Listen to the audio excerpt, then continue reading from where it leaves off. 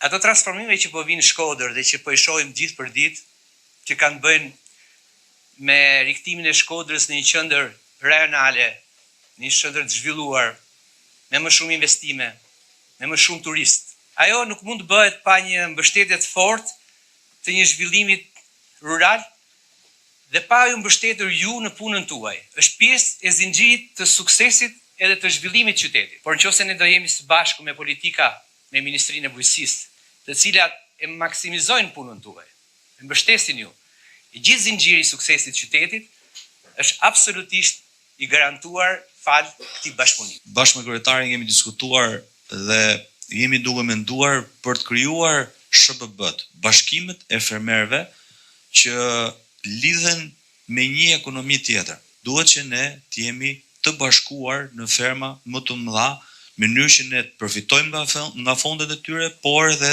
të krijojmë një ekonomi të vendit më të madhe, duke qenë se bashkia do të futet në rol si garanti i procesit të punës tuaj, ku ju do të jeni bashkë, secili ka fitimin e vet, por ne nesër krijojmë një tjetër pol ekonomik.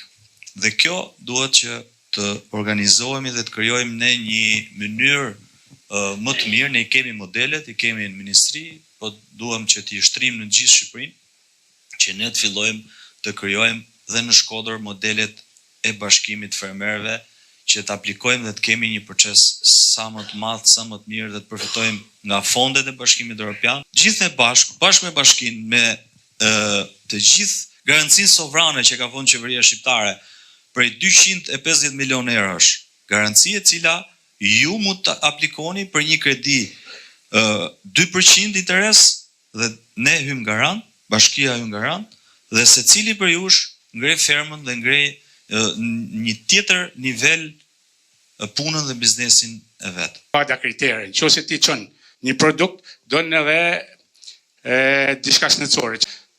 Në çdo sekond. Edhe jam i gatshëm me të organizuar fermer që merren me këtë kulturë me shumë as nevojë për fosfor a diçka tjetër. Ju lutem krijoni mundësinë që të kena një laborator toke. Sepse e kemi laborator. Di vlerë, nuk e nuk. Tani për 10 minuta do marrësh përgjigje. Kush e jepi atë? Përshëndetje. Ku është?